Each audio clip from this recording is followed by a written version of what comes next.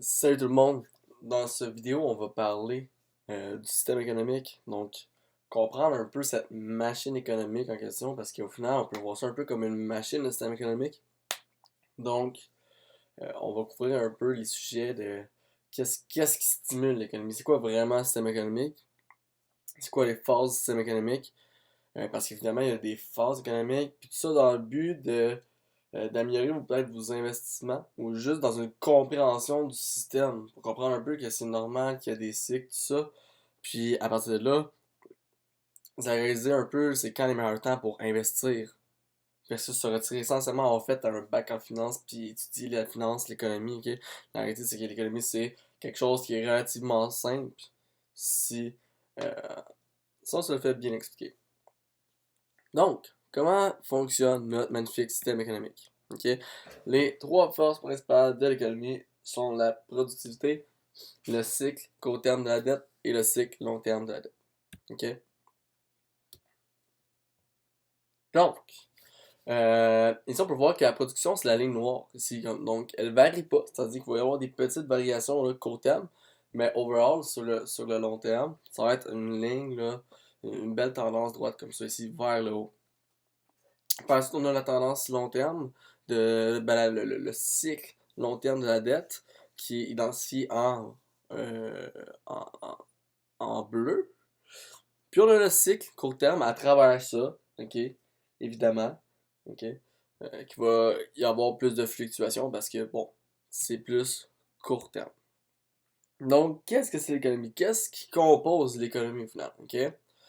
Euh, L'économie, ce qui est à la base de ça, c'est les transactions. Donc, les transactions entre les acheteurs et les vendeurs. Aussi simple que ça, ok? Donc, l'acheteur, lorsqu'il veut acheter quelque chose, bon, il va utiliser deux choses, soit de l'argent, soit du crédit. Donc, là, lorsqu'on dépense, on dépense avec de l'argent ou du crédit. Par la suite, qu'est-ce qu'on va acheter avec l'argent ou le crédit? Bien, on va acheter trois choses. Donc, soit un produit, un service ou un bien financier. Comment est-ce qu'on détermine le prix de quelque chose?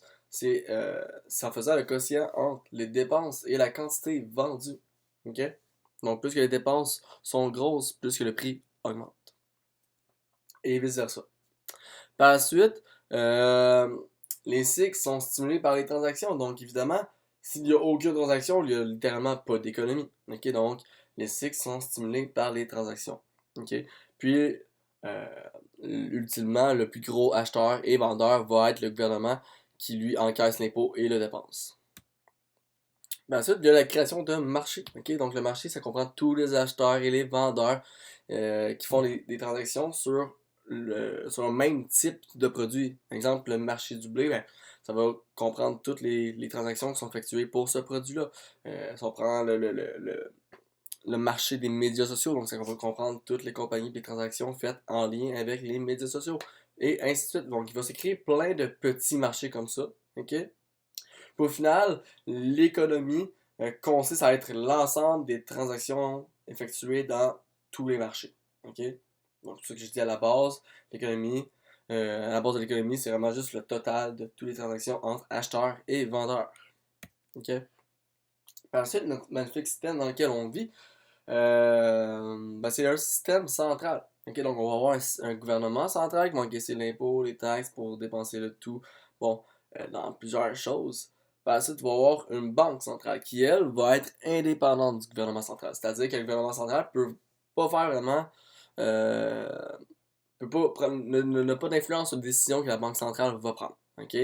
De plus, la banque centrale, faut pas oublier que ça, c'est une banque indépendante. C'est-à-dire que on a tendance à croire souvent que c'est une banque du gouvernement, puis que bon, euh, il n'y a pas de propriétaire de ça réel, mais la réalité, c'est que oui, ok, c'est une banque indépendante, privée, réelle, qui va être gérée justement par un propriétaire. Il y a littéralement un propriétaire de cette banque centrale en question. Ok? Puis quel est le but de cette banque centrale? Qu'est-ce qu'elle fait? Alors, au final, elle va contrôler l'argent et le crédit en circulation. Comment? De deux manières, donc en modifiant le taux d'intérêt, puis en imprimant de l'argent. Ce qui fait en sorte que la Banque centrale est clairement le plus gros décideur dans le flux du crédit, l'argent et le crédit en circulation. OK? Donc, je fais juste un petit retour en arrière. Moi, j'ai dit que la Banque centrale, ça appartenait à quelqu'un. Donc, il y a quelqu'un qui contrôle littéralement l'argent. OK? Puis c'est ce qu'on appelle la Banque centrale. Super important de comprendre ça un peu. Donc, pour ceux qui pensent que c'est le gouvernement, tout ça, non. C'est une banque indépendante, littéralement indépendante du gouvernement. OK? Par la suite, le crédit. OK? Le crédit est quelque chose d'extrêmement important dans notre système économique.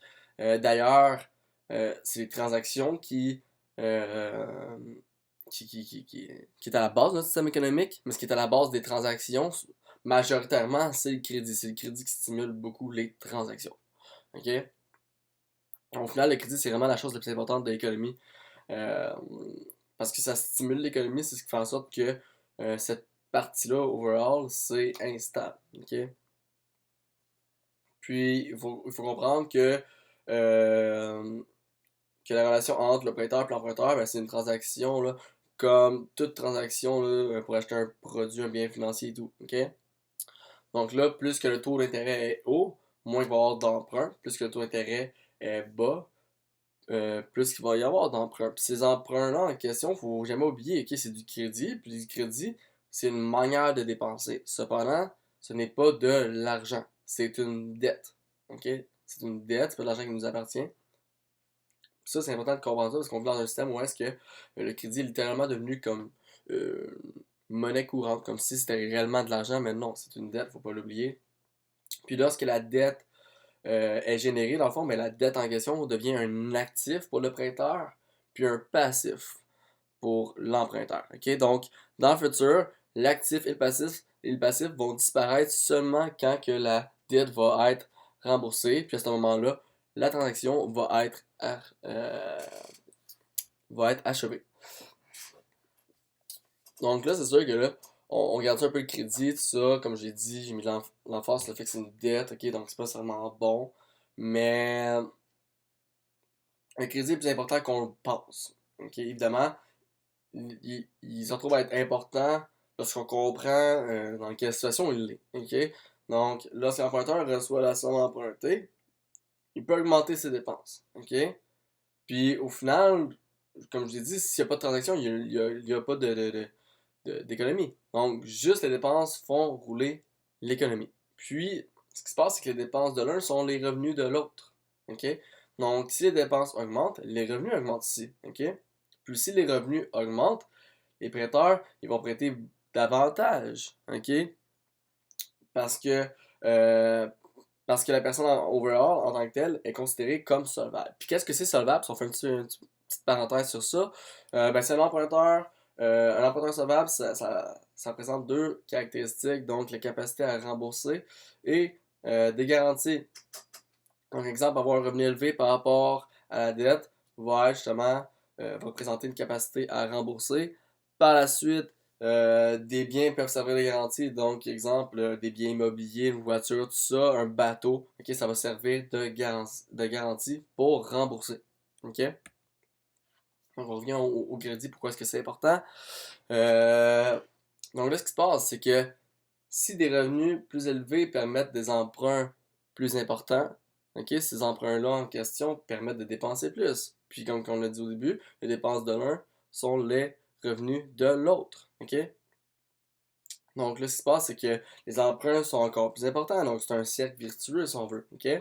Puis ce phénomène de renforcement euh, entraîne justement une croissance économique. Puis cette phase-là, on l'appelle l'expansion. Ok? Puis d'ailleurs, c'est pourquoi il y a des cycles. Ok? Donc ceci, ça représente un peu le cercle virtueux que je parlais.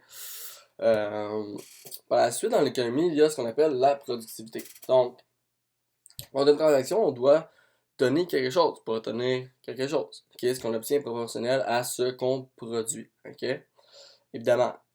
Puis les connaissances qu'on apprend avec le temps s'accumulent, puis ça va permettre une meilleure qualité de vie. Ok? C'est ce qu'on appelle la croissance de la productivité. Ok? Maintenant, si je veux chercher une quelconque information, je peux l'avoir d'un coup de doigt parce que on est rendu avec des ordinateurs, tout ça. Ok? Versus avant, c'était très différent. Donc, c'est ce qu'on veut dire par la production amène une meilleure qualité de vie. Puis la productivité va être importante, mais à long terme, ok? Parce que la croissance de la productivité va varier peu, ok? Donc pas comme le crédit, ok? Ça va être une ligne constante, ça va varier un petit peu, mais c'est surtout sur le long terme qu'on va voir justement l'évolution de la productivité, ok? Donc là, ça va être une belle ligne comme ça, ok? Euh, Bon, la dette. C'est sûr que euh, la dette est super importante à court terme, ok? À cause que c'est ce qui va être à la base, justement, du cycle court terme de la dette, ok? Puis, la dette, contrairement à la productivité, c'est un facteur super, super important dans la fluctuation de l'économie, ok? La dette va permettre de consommer plus que ce qu'on produit lorsqu'elle est contractée, mais elle va nous forcer à consommer moins que ce qu'on produit lorsqu'on la rembourse, ok? Donc, ça va ressembler à ça. Donc, on consomme plus lorsque la dette est contractée, mais on consomme moins lorsqu'on la rembourse. Beaucoup moins que la production, ok? Bon, la dette, comme j'ai dit, est à la base des cycles, ok? Puis, elle est à la base de deux cycles. Donc, le cycle de la dette court terme, puis le cycle de la dette long terme. Le cycle court terme va durer entre 5 et 8 ans, puis le long terme va durer là, entre 75 et 100 ans, ok? Évidemment, c'est une moyenne, ça peut être un petit peu plus, un petit peu moins. Là, après ça, ce qui se passe, c'est que c'est très important de comprendre un peu la différence, puis de comparer un peu le crédit versus la production. Donc, les variations dans l'économie, ok, c'est principalement dû juste à cause du volume de crédit existant, ok? Puis, dans une économie avec crédit, on peut augmenter ses dépenses en produisant plus, mais aussi en empruntant plus. D'où le fait qu'il y a des cycles, puis là, on peut stimuler l'économie avec du crédit. Dans une économie sans crédit, la seule manière de dépenser plus, c'est de produire plus. OK? La croissance de l'économie dépend seulement de la productivité dans ce cas-là. OK? Puis bon, les dépenses de l'un sont les revenus de l'autre. OK? Faut pas l'oublier. Puis la croissance, puis ce qui se passe, c'est que la croissance de l'économie, dans une économie sans crédit, va être sensiblement similaire à la croissance de la productivité. OK? Parce que le crédit n'est pas présent, donc on va pas être capable de surproduire, il y a une limite. OK? Donc ça va être sensiblement, excusez, la même chose que l'économie en général. Donc l'évolution de la production va être sensiblement la même chose que l'évolution de l'économie. OK? Puis dans une économie avec crédit, par exemple, il va y avoir des cycles, parce que là, il y a des emprunts. OK? Les emprunts, ça veut dire qu'on les contracte, mais on doit les rembourser. OK? Puis au final, pourquoi est-ce qu'il y a des cycles? Bon, il y a deux raisons. D'abord, avant tout, c'est dû premièrement à la nature humaine. Pourquoi? Parce que majoritairement, les gens, on va être attirés par la gratification instantanée. Donc, ce que ça veut dire, ça, au final, c'est qu'on va pas être porté à économiser pour s'acheter quelque chose. On va le vouloir tout de suite là. Donc, on va emprunter pour s'acheter une télévision. On va emprunter pour s'acheter une quelconque voiture. On va emprunter pour s'acheter bon, des électroménagers, puis ainsi de suite. Donc, c'est dû un peu à la nature humaine de vouloir tout emprunter. Par la suite, c'est dû à celle du crédit. Donc, c'est aussi dû juste au système, à comment il est bâti.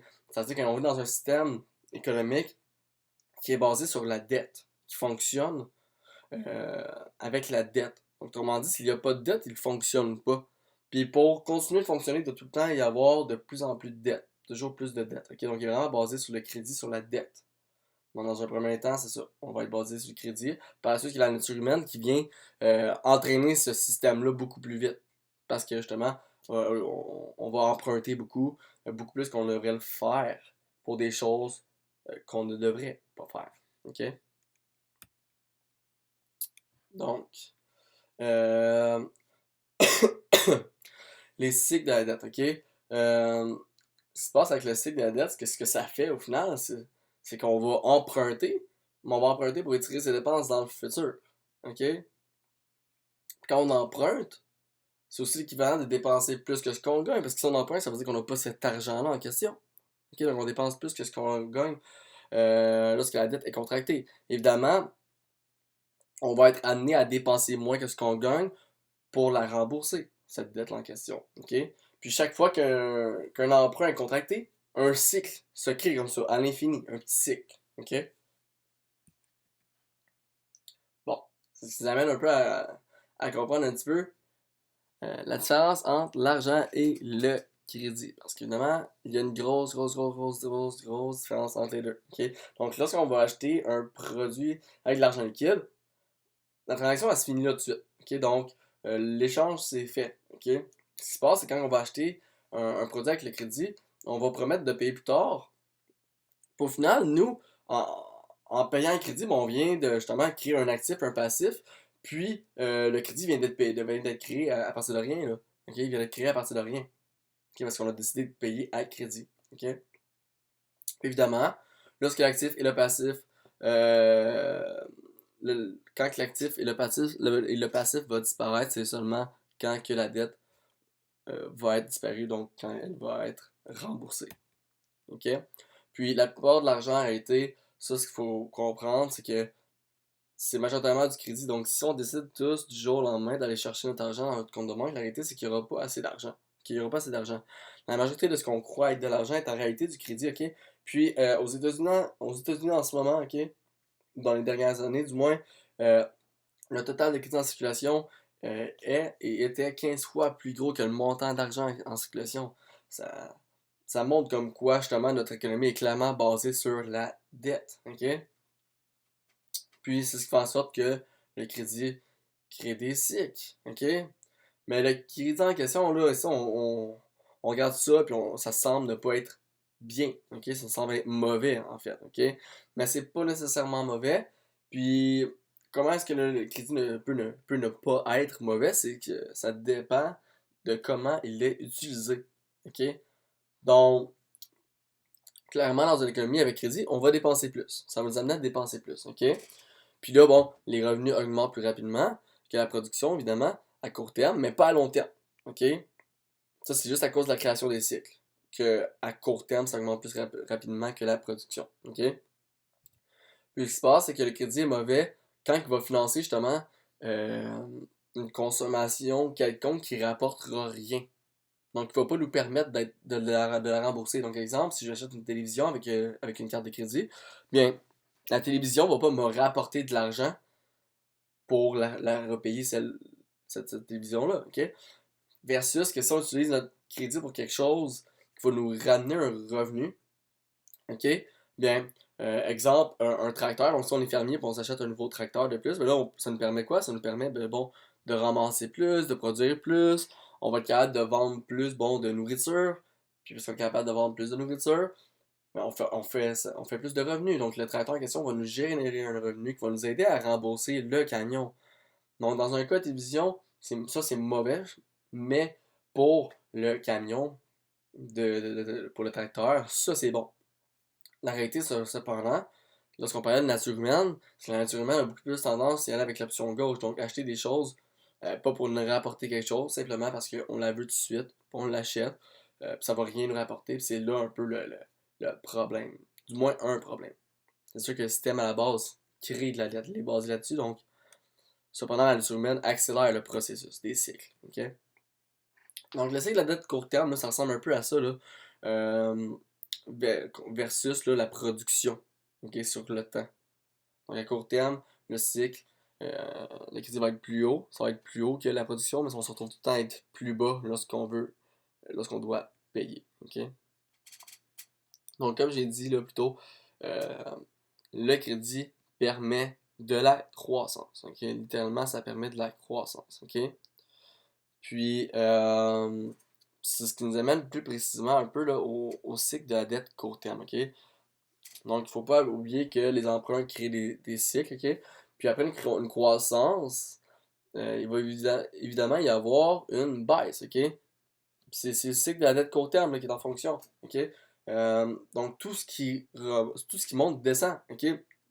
Donc, quand ça va bien, OK, qu'il y a beaucoup d'activités économiques, puis ça grossit, on appelle ça une expansion, OK? Puis, l'expansion, c'est la première phase du cycle, OK?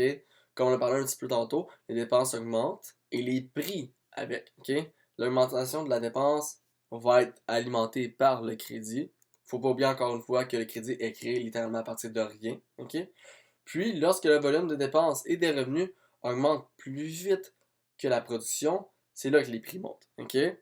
Puis quand les prix montent, c'est ce qu'on appelle l'inflation. OK? Donc, si on se rappelle un peu de ce qui détermine le prix de quelque chose, c'est le quotient entre, donc la division, si on veut, entre, euh, entre ce que l'on dépense versus la quantité vendue. Ce qui se passe, qu'il y a une limite à la production, mais il n'y a pas une limite à l'argent qu'on peut dépenser. Donc, plus que les dépenses augmentent, plus que justement le prix va augmenter. Dans la division, là, ça, c'est le résultat. OK?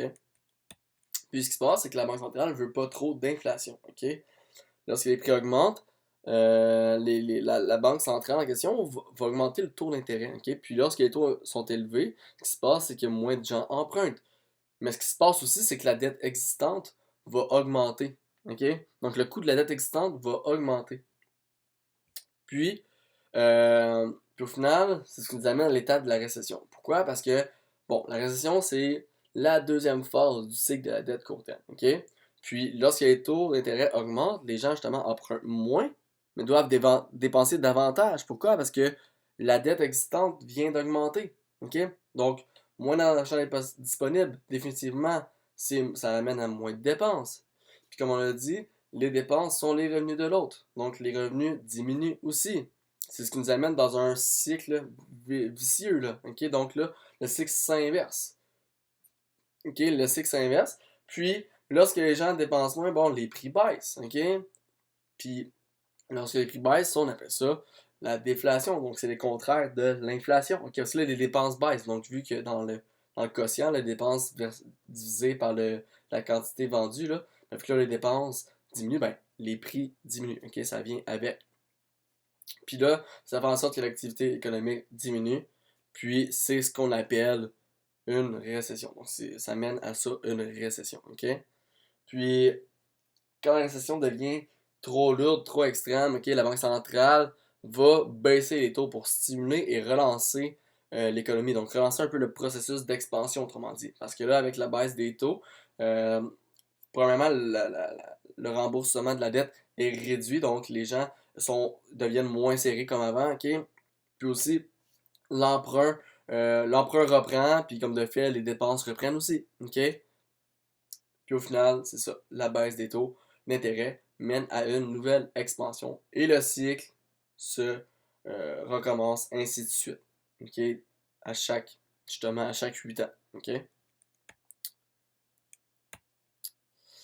Puis, ce qu'il faut comprendre aussi, c'est que l'économie, c'est complètement une machine, ok? Qu'on va stimuler, qu'on va contrôler, si on veut, à l'aide justement là, de certaines choses, comme par exemple le taux directeur, ok? Donc, lorsque le crédit est disponible, l'économie est en phase d'expansion. Quand le crédit n'est pas disponible, l'économie est en phase de récession, ok? Donc, comme j'ai dit, le cycle est littéralement contrôlé principalement par la Banque centrale. Ok, c'est une machine, puis elle le stimule avec le taux. Ok, avec le taux d'intérêt, ce qui stimule par la suite le crédit. Ok, puis le cycle de la dette à court terme va durer entre 5 et 8 ans, ok, se répétant à l'infini une fois après l'autre. Ok, puis ça va ressembler un petit peu à ça. Ok, c'est-à-dire que le minimum et le maximum de chaque cycle, ok, vont tout être plus gros. Donc, ça va tout être caractérisé par une par une croissance, ok, et une dette plus grande que le cycle précédent. Donc, ça, on revient un peu à l'image, là. Donc, ici, là, si je vous pointe un peu, on voit ici que les montées ici sont plus hautes. Donc, la croissance est plus grosse, cependant, la dette devient plus grosse aussi. Ok? Donc, les montées comme ça et les descentes sont de plus en plus hautes. Ok?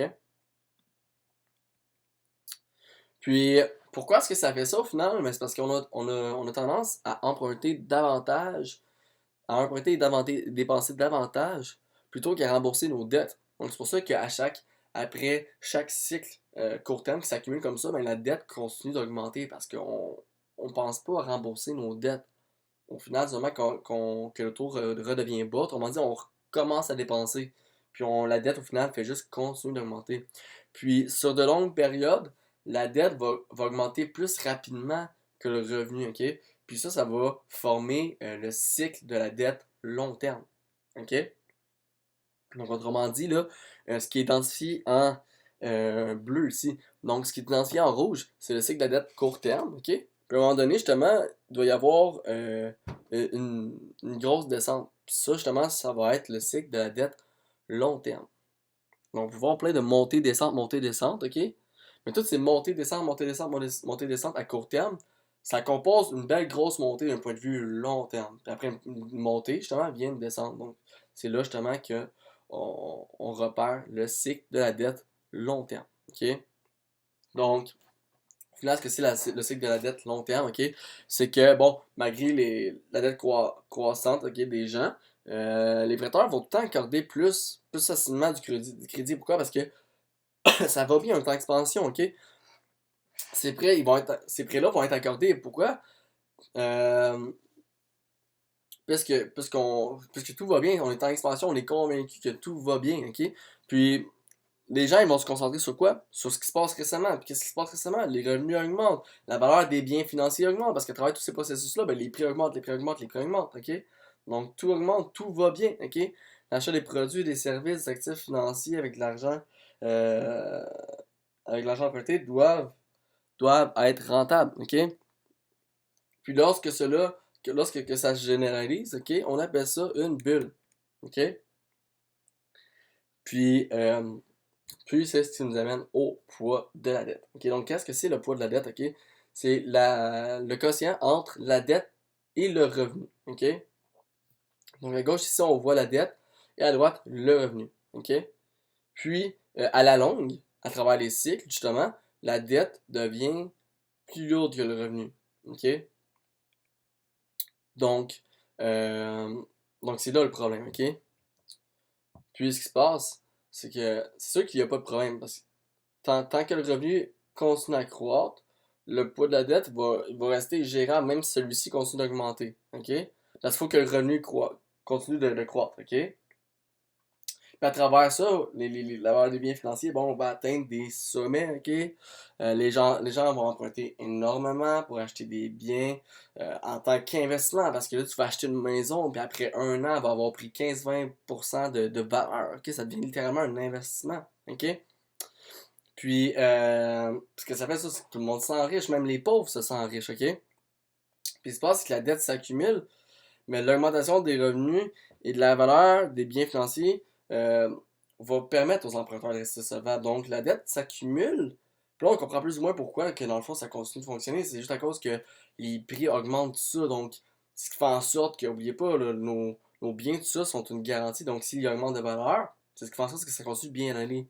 Donc, les emprunteurs vont continuer de rester solvables, ok? Ce qui se passe, c'est qu'évidemment, d'un point de vue long terme, tout ce qui monte doit redescendre, comme quand on regarde la situation là, court terme. Donc, clairement, cette situation-là peut justement ne pas durer là, jusqu'à l'infini. Ok? Donc, pendant des dizaines d'années, ok, la dette va augmenter tranquillement. Ok? Puis, ce qui se passe, c'est qu'à la longue, les remboursements vont devenir de plus en plus lourds. Puis, un jour, le remboursement de la dette va grandir plus vite que le revenu. Ok? C'est là que le poids de la dette devient trop lourd, ok? Puis, on se retrouve dans une situation où est-ce que les gens sont forcés de diminuer leurs dépenses, ok? Puis encore une fois, les dépenses de l'un constituant le revenu de l'autre, ok? Ben les revenus commencent à baisser, ce qui rend les gens moins solvables, ok? Ça ralentit les emprunts, les remboursements de dettes vont continuer à grossir, ce qui diminue encore plus la dépense. Puis c'est là que le cycle s'inverse, ok? On va dépasser justement le sommet de la dette long terme, ok? Puis, qu'est-ce qui se passe ici au final? Ben, les gens réduisent leurs dépenses, les revenus diminuent, le crédit il disparaît littéralement, les prix des biens financiers vont s'effondrer, les banques, évidemment, crient aux alertes, ok?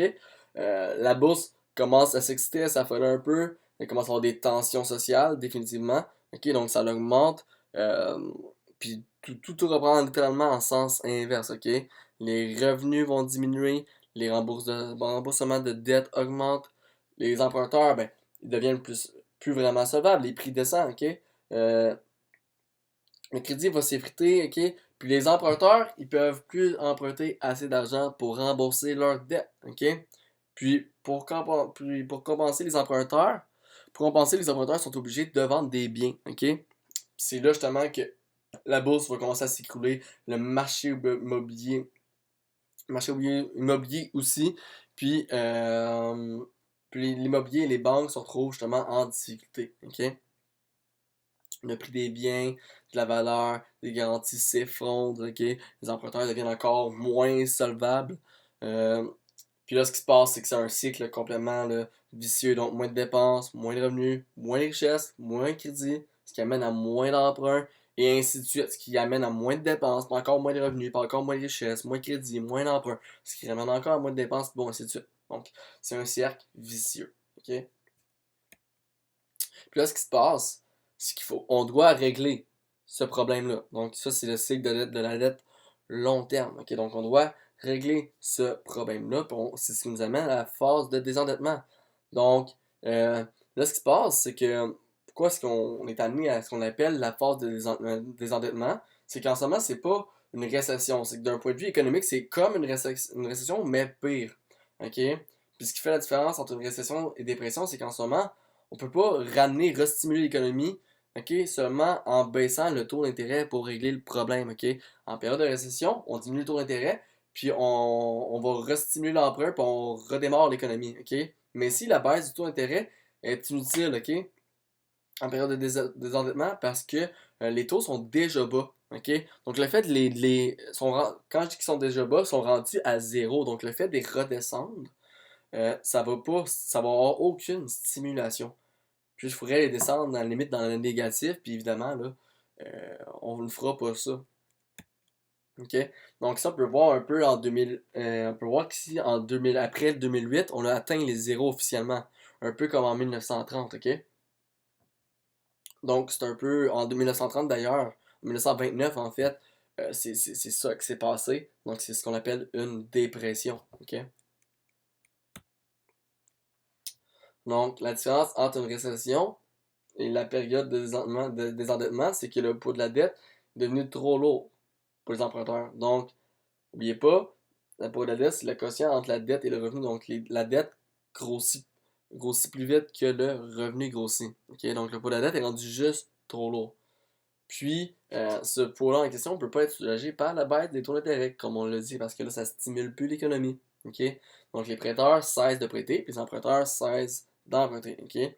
Puis qu'est-ce qui se passe à ce moment-là? C'est un peu comme si l'économie était devenue insolvable. OK?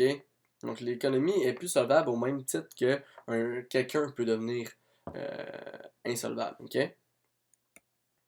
Donc, il y a quatre manières d'alléger le poids de la dette. OK? La première, bon, c'est de diminuer nos dépenses. Donc les particuliers, les entreprises, le gouvernement vont réduire les dépenses. La deuxième, on va réduire la dette en la restructurant. OK?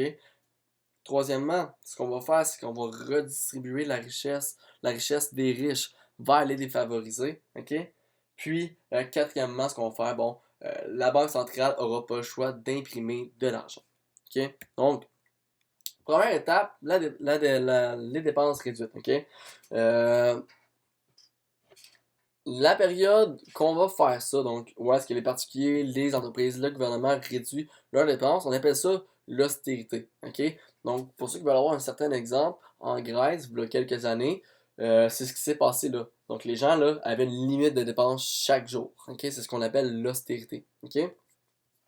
Cependant, cette phase-là va pas seulement bien affecter l'économie. OK? C'est-à-dire que si les emprunteurs cessent de contracter des nouvelles dettes, OK? Puis qu'ils paient leurs anciennes dettes, sur le coup, ça va diminuer le poids de la dette. Excusez, ça va pas diminuer le, euh, le poids de la dette, ok? Parce que si on réduit la dépense, et que la dépense est le revenu de l'autre, les revenus diminuent. Puis au final, les revenus vont diminuer plus rapidement que le remboursement de la dette. Donc, le poids de la dette, ce qui se passe avec lui, en fait, vu que cette action-là va faire en sorte que les revenus diminuent plus que le poids de la dette, mais ça va faire en sorte que le poids de la dette devient encore plus lourd. Donc là, ce temps d'austérité va être vraiment très, très, très déflationniste puis très douloureux. OK? Parce que là, les gens doivent couper les dépenses. Donc, si on pense un peu aux entreprises, une manière de couper les dépenses, c'est clairement justement de, de, de, de mettre des employés au chômage, ok? On n'aura pas le choix. Ok, donc ça va vraiment être très douloureux comme phase. Par la suite, deuxième étape, réduire la dette, ok? Donc, la dette de l'emprunteur constitue l'actif du prêteur, ok? Puis, quand les emprunteurs peuvent pas rembourser les banques, les clients, ben, ils deviennent insécures. Puis, qu'est-ce qui se passe quand ils deviennent insécures? Ben, ils vont aller à la banque pour aller retirer leur argent. Mais comme je vous ai dit, la majorité que ce qu'il y a en circulation, c'est du crédit, non de l'argent. Donc, les banques se retrouvent à sec, ok? Puis, ce qui se passe, c'est que là, les particuliers, les entreprises, puis les banques, ils peuvent plus assumer les échéances, ok? Puis un facteur important de la dépression, c'est que les gens comprennent en fait qu'en réalité, leur richesse est effective. C'était littéralement virtuel, puis elle n'existait pas réellement, ok? Puis là, ce qui se passe, c'est que les banques, à la place de renoncer à leurs actifs, ok? La majorité des prêteurs vont accepter de restructurer la dette, ok? Donc, le prêteur ne recevra pas seulement toute la somme ou il va décider de payer sur une échéance plus long terme. OK? Donc, euh, puis pourquoi? C'est qu'au final, les prêteurs vont préférer là, d'encaisser la moitié de quelque chose que 0%. OK? Donc, ils vont préférer d'encaisser moins, mais d'encaisser quand même quelque chose. OK? Puis là, ce qui se passe, c'est que même si la dette disparaît, OK, la restructuration diminue plus rapidement le revenu, ok, et les actifs bancaires. Donc le poids de la dette, il fait encore une fois, il fait juste empirer, ok. Donc réduire la dette, là, c'est aussi déflationniste puis douloureux que l'austérité, ok. C'est vraiment le même effet, ok. Donc ces deux phases-là, là, clairement, c'est vraiment pas une phase économique que les gens aiment, ok. Puis là, ici, c'est ça pourquoi le gouvernement se retrouve dans ce qu'on appelle un déficit, ok? Parce qu'il va dépenser plus qu'il reçoit d'impôts. Parce qu'au final, le gouvernement, qu'est-ce qu'il va faire? C'est que lui, dans sa tête, ben, une manière d'aider, ça va être de stimuler l'économie. Mais ce qui se passe, c'est il va se retrouver à dépenser plus que l'impôt. Donc c'est ça ici, le fameux déficit qu'on entend parler des fois, ok? C'est ce qui nous amène à la troisième étape, qui est la redistribution des richesses. Ok? Donc, le gouvernement doit augmenter l'impôt pour ne plus être en déficit. Cependant, ce qui se passe, c'est qu'ils ne peuvent pas augmenter l'impôt de tout le monde. Ok? Pourquoi? Parce que ben, les pauvres, ils ont pas d'argent pour ça. On ne peut plus augmenter leur argent. Donc, c'est qui ont de l'argent à ces temps-là? Les riches. Donc, on va chercher justement à taxer les riches, qui va faciliter la redistribution des richesses des plus riches vers les moins privilégiés. OK? Ce qui se passe, c'est qu'à travers cette étape-là, les riches en veulent aux pauvres. Pourquoi? Parce que là, à cause de cette phase-là, ben, euh, les riches perdent de l'argent, leurs biens financiers, ils vont perdre la valeur. OK? Donc, il y a une certaine tension qui va se créer. OK? Puis là, si la dépression continue, mais justement, la tension fait juste augmenter, puis ça va euh, non seulement ça va augmenter, mais ça va augmenter entre pays, puis particulièrement entre pays emprunteurs et prêteurs, ok? Puis des fois, euh, c'est une période de tension qui peut mener à des changements politiques, ok? Puis des guerres. Donc on l'a vu un peu en 1930, donc plus tard, un peu plus tard, en 1930, ça l'a mené justement à Hitler au pouvoir, puis bon, il y a eu la Deuxième Guerre mondiale, ok? Donc ça peut mener à des situations comme ça en phase de dépression, ok? Par la suite, c'est ce qui nous amène à la quatrième étape, ok? Parce que dans le fond, ce que les gens pensaient être de l'argent est en réalité du crédit. Donc pour redémarrer l'économie au final, il va falloir racheter de l'argent, ok? Parce que là, il y en manque. Il va falloir en racheter pour restimuler du crédit, ok? Donc euh,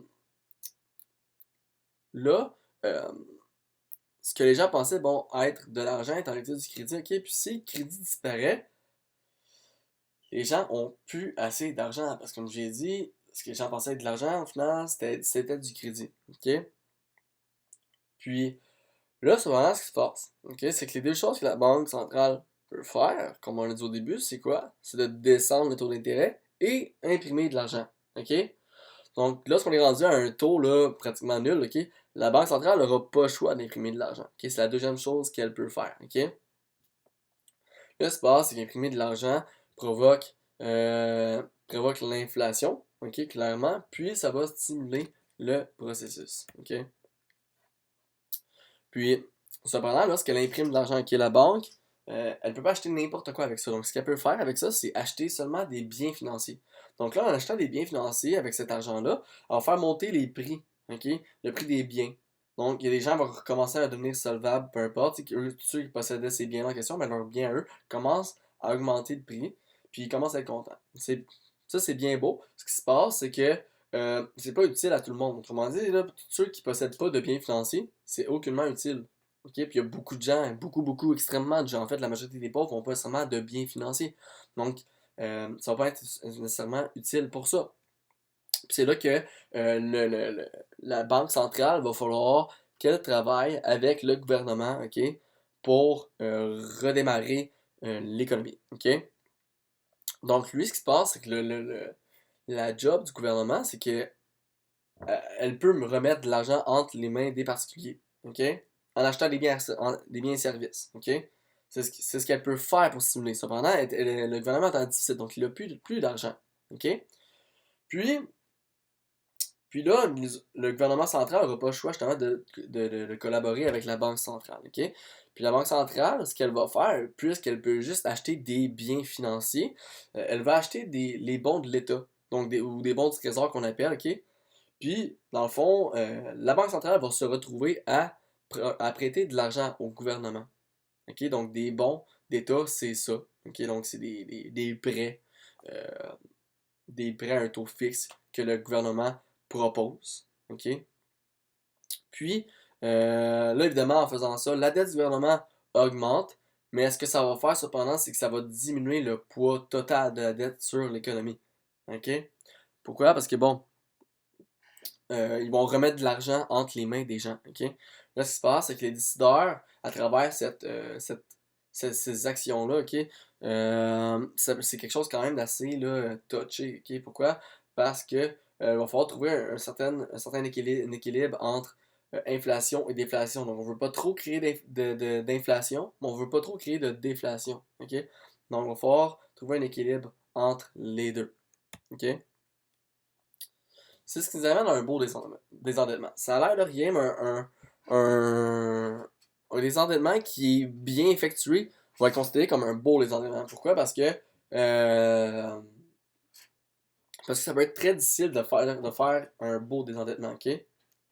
Puis au final, qu'est-ce que c'est un beau désendettement? Ben, la dette va se réduire proportionnellement aux revenus. La croissance économique réelle va être positive, ok? Puis l'inflation va pas être un problème, ok? Ce qui fait en sorte qu'il va y avoir un bon équilibre.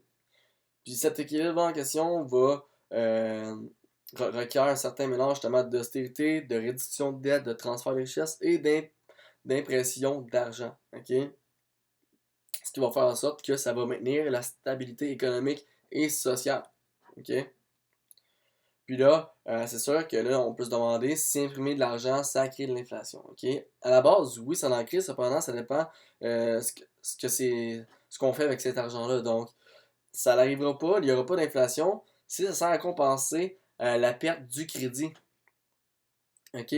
Donc, ce que ça veut dire, ça, c'est que faut pas oublier que dans le comment est-ce qu'on détermine le prix, ok, c'est les dépenses divisées par les quantités vendues. Puis comment est-ce qu'on dépense avec du crédit et de l'argent. Donc si l'argent compense à rembourser du crédit, donc on va pas seulement augmenter les dépenses. Ok? On va pas augmenter les dépenses parce qu'on diminue le crédit.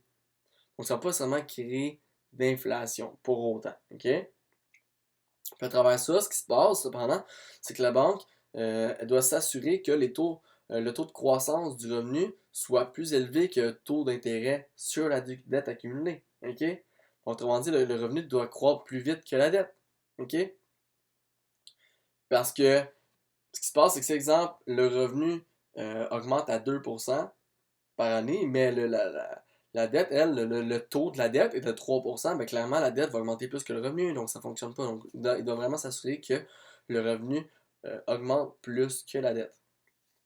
OK? Donc, à travers ce processus-là, le secret au final, c'est vraiment de pas trop imprimer d'argent. Donc, c'est vraiment d'en imprimer juste assez, d'où le fait que euh, ça peut être très difficile d'effectuer un beau désendettement, ok? Parce que là, si on imprime trop d'argent, ben, qu'est-ce qui va se passer? Là, là, justement, il va y avoir beaucoup d'inflation. Donc, à travers le processus d'imprimation d'argent, il va y avoir de l'inflation qui va se créer, mais pas à ce point-là, puis on n'en veut pas trop, justement. Si on en imprime trop, il va y avoir trop d'inflation. Ok? Ça va créer certaines situations comme ce qui s'est passé là, en Allemagne. Ok?